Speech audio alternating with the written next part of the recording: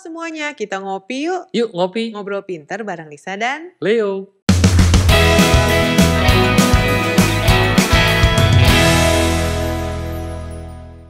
ada pertanyaan nih. Apa sih kadang-kadang yang jadi pertanyaan banyak orang, apa sih sukses menurut kalian gitu kan? Menurut siapa? Iya. Apa sih sukses? Jadi kadang kalau udah banyak orang yang jawab, kita juga masih bingung nih. Ya dong, sukses tuh apa sih? Padahal pasti udah sering denger dah. Ya, banyak orang bilang sukses tuh kaya, banyak uang. Banyak uang, banyak waktu. Iya. Sehat. Iya, nah apa sih sebenarnya sukses itu iya ya? dong, Apa aja sukses sih yang tuh perlu dilihat kalau Hmm. orang itu bisa disebut sukses? Nah, Kesuksesan sebenarnya adalah mengetahui tujuan dalam hidup serta berkembang untuk mencapai kekuatan maksimal sehingga menyebabkan benih keuntungan dalam hidup. Susah banget kan? Ayo, bagus sekali ya. tahu tujuan hidup, Iya. mampu mencapainya, dan membuat keuntungan dalam hidup. Jadi misalnya pokoknya tahun 2023 gue mau turun 10 kilo. Nah, tahu tujuan hidup. Tujuannya Mencapai benar-benar turun. Mencapai targetnya dan menyebabkan kehidupan yang lebih baik. Iya, oke. Jadi gitu ya. 3 aspek tuh berarti. Iya, jadi dong? apa aja ya? Tahu mencapainya, itu baru sukses. Dan jadi lebih baik gak? Iya, betul. Kalau nggak jadi lebih baik, ya, belum bisa dikatakan sukses. Okay. Nah, dari definisi ini sukses itu lebih banyak merupakan prosesnya. Karena kan tujuannya satu, prosesnya 2 ya. Jadi banyak orang yang mengaitkan kalau sukses itu kan kaya, banyak uang, hidup mewah, bergelimangan harta. Kebanyakan orang pikir kayak gitu. Iya, udah itu aja. Tapi sebenarnya kekayaan itu hanya salah satu dari 8 aspek kesuksesan. Ada 8 nih. Nah, benar. Ada kaya 8, itu benar. Tapi cuma 1, 1/8-nya doang. Aspek apa aja? Yang membuat orang bisa dikatakan sukses. Kalau yang paling mendasar nih perbedaannya adalah orang kaya dengan orang sukses. Kan orang katanya orang sukses sudah pasti kaya. Orang kaya belum tentu sukses. Pernah dengar nggak? Betul juga ya. Betul. Jadi ada nih sebuah buku karangan Dr. Andrew Ho membahas tentang satu topik yang sangat menarik, yaitu tentang 8 aspek kesuksesan. Oke. Jadi orang kaya itu selalu dikaitkan dengan materi. Oh iya. Dilihat materinya aja gitu kan. Karena penekanan dalam bahasa Indonesia kaya itu artinya banyak. Kaya hati, kaya harta, kaya teman. Betul. Gitu kan. Jadi tapi dalam bahasa Indonesia yang sekarang itu diidentikannya hanya dengan materi. Padahal artinya banyak. Apapun gitu. Jadi kita bahas satu-satu sekarang. Dari 8 aspek 8 aspek apa aja sih? Kesuksesan. Yang pertama benar yang sering kita dengar itu adalah materi atau finansial. Jadi finansial itu artinya ini pengelolaan keuangan ya, yang menghasilkan, dari penghasilannya dikelola juga. Bahasa Indonesia banyak duit. Banyak duit lah, materi, kaya. Nah, kenapa bisa dibilang sukses kalau banyak duit? Nah, karena sebenarnya dengan banyak uang kita bisa menyelesaikan beberapa masalah. Iya. Yang mungkin timbul karena uang. Ya, banyak masalah yang bisa diselesaikan dengan uang. Banyak masalah yang bisa diselesaikan dengan uang dan kita memiliki banyak pilihan. Betul. Jadi mau makan nasi atau mau makan spaghetti atau mau makan mie instan itu bentuknya pilihan. Iya. Mau makan ikan kembung, mau makan ikan salmon sama kaviar atau mau makan arwana ya. Oh iya. Itu bentuknya pilihan. Karena aspek kesuksesan yang pertama itu materi dan kita itu wajib sebagai kepala keluarga kan wajib ya memberikan materi yang cukup katanya. Kepala keluarga ya. Oh, harus kepala keluarga ya. Kita harus bertanggung jawab. Kita harus bertanggung at least buat diri kita sendiri. Iya, at least punya buat diri kita materi sendiri. yang cukup itu wajib hukumnya. Gitu. Supaya hidup lebih menyenangkan. Iya, hidup lebih menyenangkan dan terlihat sukses. Terlihat sukses dan punya banyak pilihan. Betul. Benar. Itu aspek yang pertama loh. Salah satu dari 8 aspek. Ya, mesti mengatur keuangan dengan baik ya. Mencari uang dengan giat, mengatur keuangan dengan baik. Betul. Jadi buat teman-teman yang misalnya target tahun 2023 nanti mau mempunyai uang sejumlah sekian. Punya tabungan 100 juta misalnya. Iya, mempunyai duit dana darurat 100 juta. 100 juta berarti kan sebulan 10 juta lah nggak nyampe. Atau mempunyai emas 100 gram. Iya, bisa. Ya, itu salah satu yang berhubungan dengan materi finansial. Betul. Jadi kan uang yang udah ada nih yang kita udah cari diapain gitu betul. kan. Nah, itu banyak tuh ilmunya deh, tinggal search itu mah.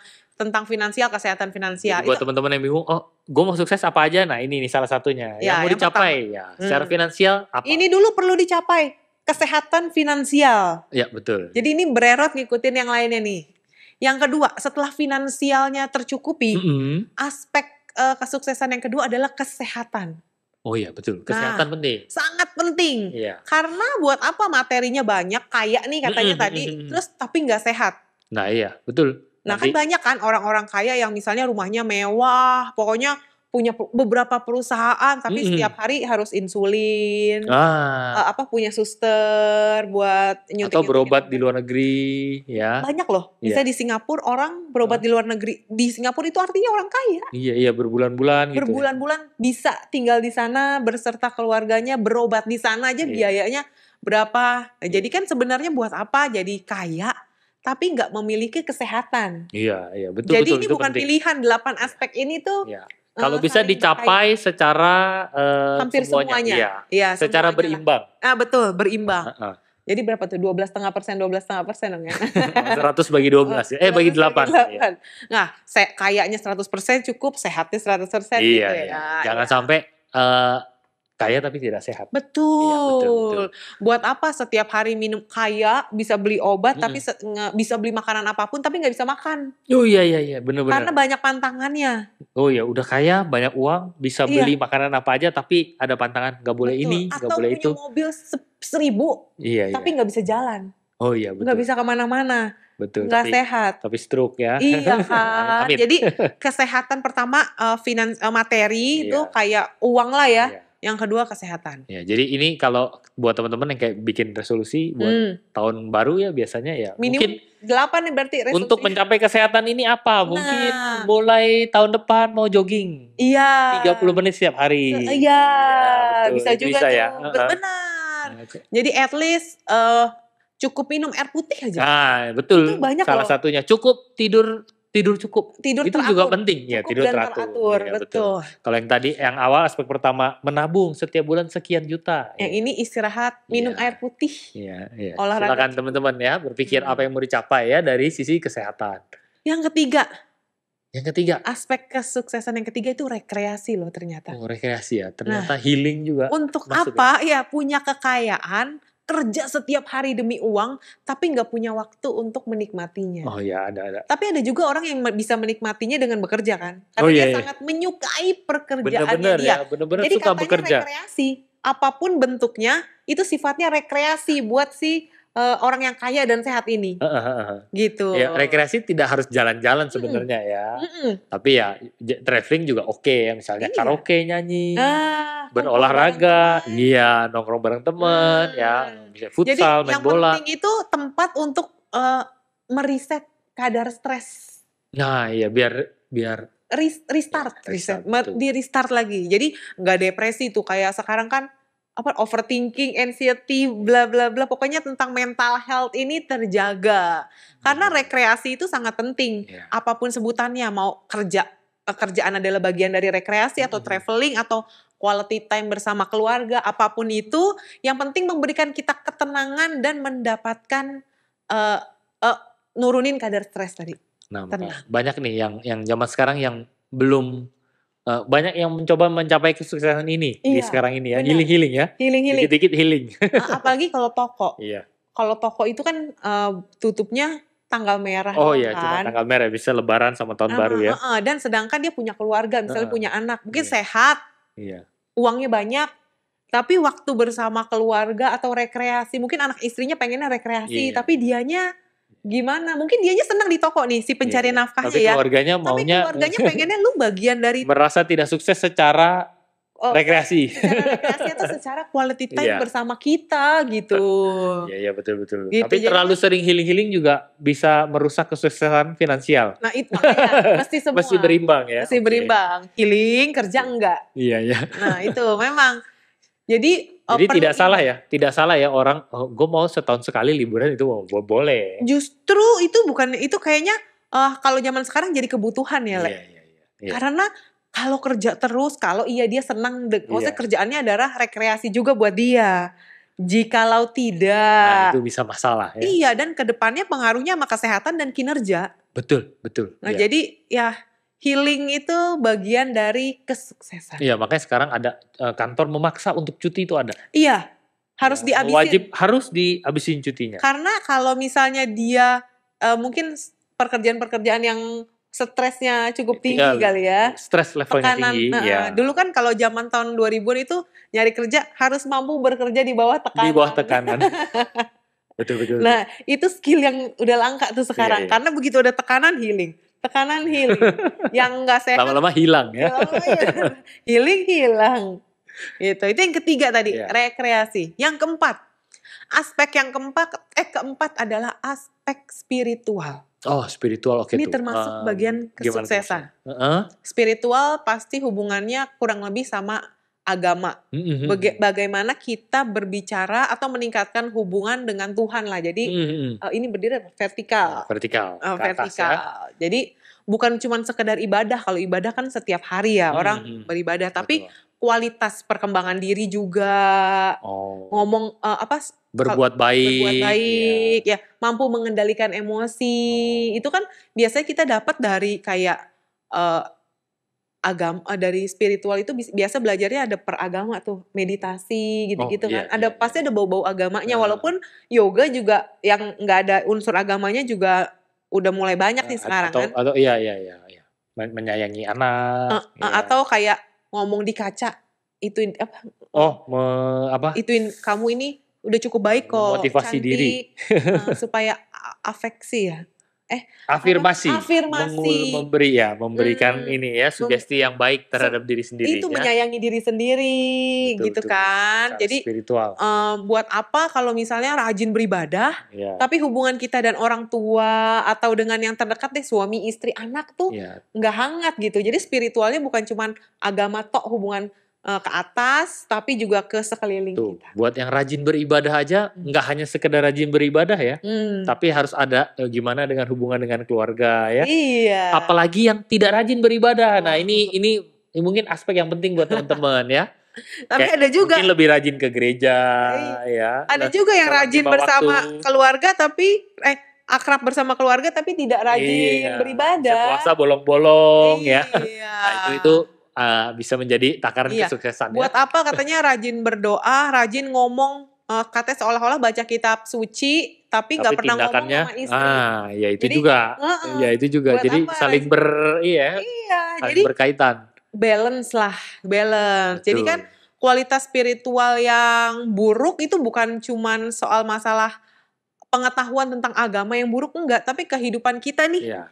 Kehidupan sikap kita, terus sudut pandang kita tentang diri sendiri, itu ngaruh loh ke pekerjaan, ke semua-muanya deh. Kita menganggap diri kita itu baik atau enggak, sudah cukup baik atau enggak, memaafkan itu juga. Atau kita berasa baik tapi kita merendahkan orang lain. Nah, itu juga bermasalah. Atau soal yang tidak bisa memaafkan. Jadi setiap sensitif gitu. Karena pasti ada sesuatu deh di masa-masa. Merasa dirinya paling baik dan paling benar, itu juga masalah. Betul. Ini salah satu yang perlu dilihat juga. Jadi spiritual di sini itu artinya yang memiliki kepribadian yang lebih baik lah. Hubungan kita dengan sekeliling kita juga hubungan kita dengan Tuhan. Apalagi ya dengan Tuhan. Iya. Jadi kualitas ini perlu ditingkatkan. Iya. Dari tahun ke tahun. Jadi kalau resolusi itu nggak langsung. Kalau ini udah tercapai, gue bisa beribadah setiap minggu, baca kitab suci setiap hari. Bertahap harus bertahap ya. Udah selesai gitu. Enggak. Jadi ini yang harus ditingkatkan dari tahun ke tahun. Itu yang keempat, spiritual. Oke, yang kelima. Yang kelima itu karir. Karir ya. Karir itu yang kita maksud bagian dari kemajuan dari pekerjaan ya. Misalnya jualan kan, tapi gimana, gue kan owner, gak ada karir, bukan itu. Oke. Bisnis mungkin secara bisnis juga. Iya, jadi kemajuan dari apa yang kita kerjakan. Ada progresnya lah. Jadi pengembangan karir itu wajib sih sebenarnya. Contoh, yang dulunya staff mau jadi manajer. Nah itu kan jelas tuh. Ya, kalau yang secara karir ya, yang manajer mau jadi senior manager. Jadi direktur ya. Ya, jadi kalau misalnya dokter buka praktek sendiri kan nggak ada, ada ininya. Tapi kan misalnya buka cabang bisa jadi, jualan donat juga bisa buka cabang gitu kan. Betul. Bisa atau meningkatkan pelayanan, diperbesar. mungkin nggak buka cabang, tokonya satu tapi diperbesar jadi ada tempat makannya, ada wifi-nya. Dulu jual donat doang, tambah jual cilok misalnya, ya kan itu bertambah ya. Dulu donatnya tengahnya bolong, sekarang nggak bolong, bentuknya segitiga. Bolongnya di samping. Ya jadi karir itu harus dikembangkan. Jadi bukannya sampai titik ini, tahun ini pengen jadi ini udah selesai, enggak. Tapi ini harus dikembangkan dalam tiap tahun, sama kayak spiritual tadi. Betul, jadi harus bertambah juga ya. Betul, itu yang kelima. Nah yang keenam. Yang keenam itu keluarga. Aspek keluarga. Gimana maksudnya? Nah, jadi gini, banyak orang yang kaya secara uang. Oh, tadi sukses secara uang. Jalan-jalan ke luar negeri. Sehat, rekreasinya terpenuhi. Karirnya bagus. Oke. Terus mungkin juga suka beribadah. Sering berdoa ke tempat ibadah. Tapi keluarganya tercerai-berai. Keluarga inti. Oh, oke. Dia sama istrinya nggak akur, males pulang ke rumah karena bawel pasangannya kali, atau pokoknya hubungan sama pasangannya juga gue egois, gue nggak ingin berhubungan sama lo lagi, gitu. Jadi nggak ada kasihnya. Sama anak juga. Sama anak, aduh, lu tuh ribet banget gitu kan. Kadang ada yang nggak mengerti. Jadi hubungan persaudaraan atau kekeluargaannya ini nggak akur. Sama orang tua. Orang tua, istri, anak itu tuh. Aduh, penting deh tuh. Keluarga inti ya, istri, anak, dan orang tua ya. Jadi gak harmonis gitu. Di rumah sendiri gak harmonis. Kaya sih, sehat sih, bisa sih jalan-jalan gitu. Tapi ya gak harmonis, terus sukses gak? Cuman kaya doang kan gitu. Mungkin ini kaya. Bentuk suksesnya apa tuh? Mungkin kalau yang ini setiap malam makan bersama keluarga, makan malam bersama di rumah, ngobrol. Iya, nah itu dia tuh. Ngomong sama pasangan dan anak itu jauh lebih susah loh dibanding kalau kita rekan kerja. Oh iya.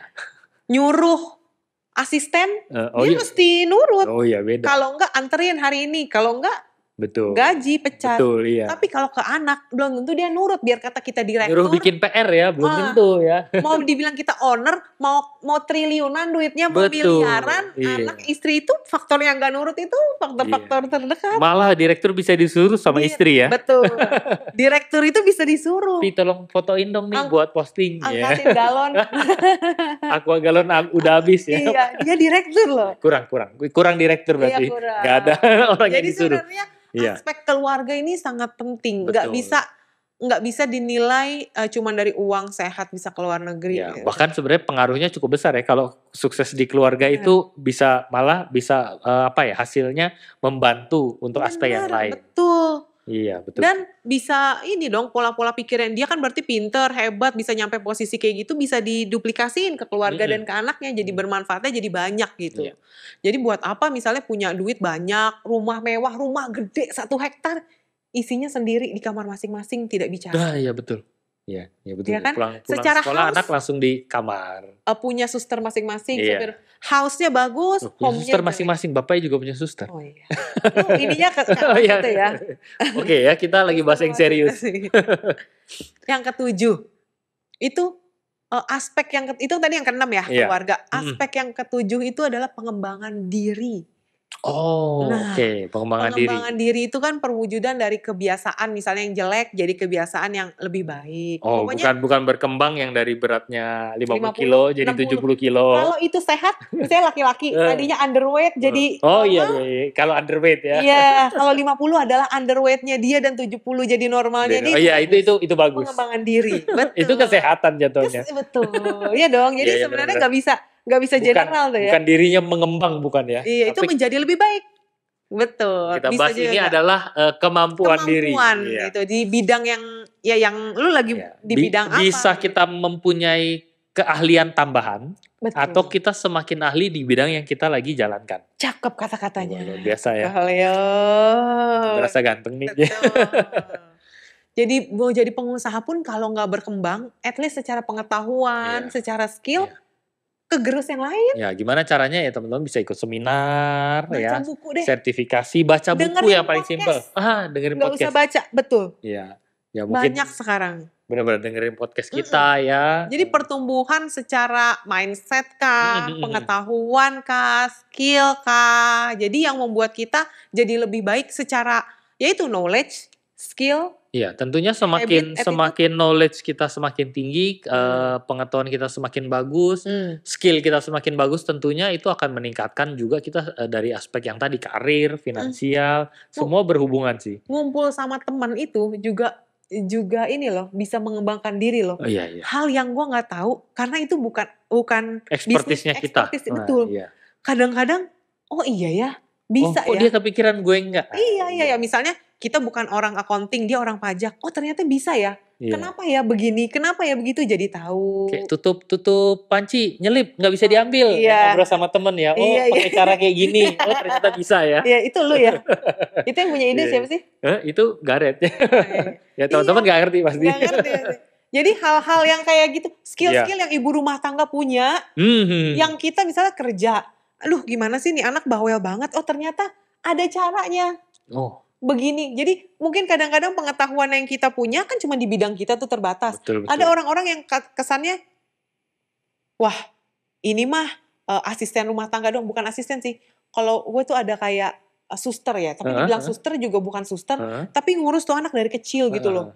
Jadi udah makan sama dia, kadang tidur sama dia. Nah itu lebih ngerti PR anaknya dan tahu cara mengerjakannya dengan lebih mudah ketimbang gue yang emaknya gitu. Oh iya, bahaya sih sebenarnya. Itu susternya loh. Iya. Susternya bisa tahu misalnya ada PR tentang bikin ini melipat atau bikin kue. Daripada susah-susah beli aja di sini. Dia udah biasa kok bikinin. Tahu channelnya. Tahu channel, betul. Kadang tahu skill, kadang tahu channelnya. Disuruh bawa apa yang kita nggak kepikiran. Hajib bawanya gimana? Contoh-contoh kita nongkrong sama teman-teman kita, aduh repot nih gue kerja tapi rumah mesti bersih juga segala macam. Ternyata teman ada yang pakai robot yang ngepel itu. Nah itu kan bertukar informasi. Nah benar, kadang kita cuman itu bersih ya. Iya itu gitu ngobrol ya? Jadi tapi bisa meningkatkan skill juga ya. Betul. Atau kadang-kadang channel. Aduh gue gak ngerti nih ada pengen bisnis yang begini.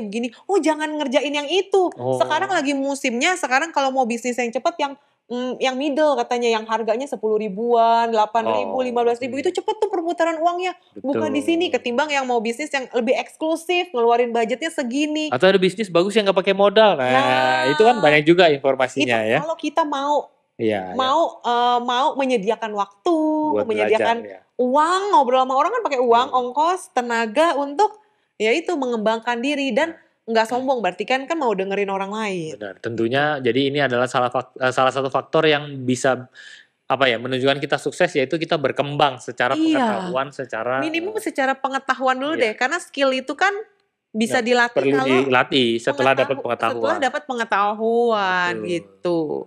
Nah yang terakhir nih yang ke-8, aspek yang penting itu yang tadi kita omongin relationship, hubungan sosial. Ini termasuk keluar nih.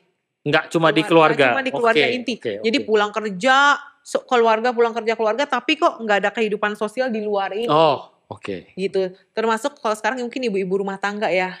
Misalnya yang setiap hari rumah ngurus anak, antar jemput sekolah. Tapi ada yang bilang sosialnya hidupnya sekitar sumur, dapur dan kasur.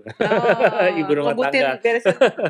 By the way, ibu rumah tangga itu pekerjaan yang tersulit menurut gue ya. Iya. Semuanya dilakukan. Semuanya bisa, itu pekerjaan yang hebat. Ada deadline, tidak ada ending. Iya terus ya. Berulang terus. Luar biasa. Selalu ada deadline. Ibu rumah jam segini jemput, jam segini ini. Terus dikejar deadline dan setiap hari. Dan selalu berusaha bagaimana makin efektif. Wah, itu luar biasa ya. Iya, nambah anak kan berubah lagi tuh. Iya, strategi berubah lagi. Luar biasa. Harus beradaptasi secepat mungkin. Nah, tapi ini kita bilang yang kita bahas ini adalah relationship, hubungan dengan sosial dengan orang di luar ya. Iya, orang di luar keluarga. Jadi walaupun sukses, kaya, sehat, ya kalau traveling sendirian ya kalau gaul nggak ada temen kesepian juga ya. Iya ya, mobil mewah, rumah mewah, deposito banyak tapi nggak punya rumah. Mungkin kita di sini juga bisa berkontribusi buat sesama, itu mungkin termasuk hubungan sosial ya. Iya, ada juga loh yang rumahnya bagus, gede, tapi sendirian. Jadi punya kamar 3, misalnya apartemen mewah deh, yang kamarnya 3 tapi dia ada pembantunya banyak, tapi sendirian. Yayasan ya. Supplier. Cuman ada orang tua ya, karena pembantunya ngurusin orang tua. Tapi dianya sendirian. Walaupun secara duit, secara karir itu bagus. Jadi sebenarnya relasi atau hubungan sosial ini termasuk salah satu dari 8 aspek kesuksesan. Jadi ya kadang kan orang gitu, temannya piara anjing ya kan. saking dia nggak bisa bersosialisasi keluar, tapi pengen. Itu artinya dia pengen. Kira-kira gini, mungkin teman-teman bisa berkontribusi buat sesama di luar. Contoh misalnya, jadi Pak RT. Wah, ya itu buat teman-teman ya. Jadi bendahara RT bisa juga. Sebenarnya reuni, orang yang ngundangin reuni itu upahnya besar di surga. Oh iya. Karena ya dia nggak dibayar, dia bukan IO. Betul. Tapi rela nyediain waktu buat uang, tenaga dan kuotanya untuk ngundangin semua orang demi keberhasilan acara yang dia nggak dapat apa-apa. Iya, dan orang-orang yang datang semua seneng. Iya, dapat kebahagiaan. Betul. Itu mungkin salah satu dari kesuksesan di hubungan sosial ya. Iya, jadi sebenarnya relationship ini perlu juga. Kalau gue pribadi masih suka ngumpul misalnya sama temen SMA lah, kuliah lah, yang sebenarnya emang nggak setiap minggu sih, kadang nggak setiap bulan juga, tapi itu jadi bagian yang menyenangkan, termasuk rekreasi menurut gue. Iya, jadi ini memang bersangkut paut ya semuanya. Iya, jadi rekreasi, jadi bisa jadi spiritual, jadi bisa ke semuanya. Tentunya gitu. Semakin banyak kita care sama orang lain ya, ini akan menunjukkan ya kesuksesan kita di hubungan sosial ya. Iya. Benar ya, kita bisa berbagi. Bersilaturahmi. Mengajar, membagikan ilmu yang kita tahu. Benar. Wah, ya itu juga bisa. Benar. Ya. Gitu. Jadi itu 8 aspek kesuksesan yang kita rangkum hari ini. Tadi menurut siapa tuh? Menurut Dr. Andrew Ho ya, iya. Dr. Andrew Ho ya. Dr. Ho, ya. Jadi semoga informasi hari ini ya bisa memberikan pengetahuan tambahan buat teman-teman. Iya. Thank you buat teman-teman semua yang udah mau ngeluarin waktu bareng kita kali ini. Jangan lupa like, share, and subscribe channel ini kalau kalian suka. Sampai jumpa di ngopi-ngopi selanjutnya. Hope to see you guys in the next video. Bye-bye.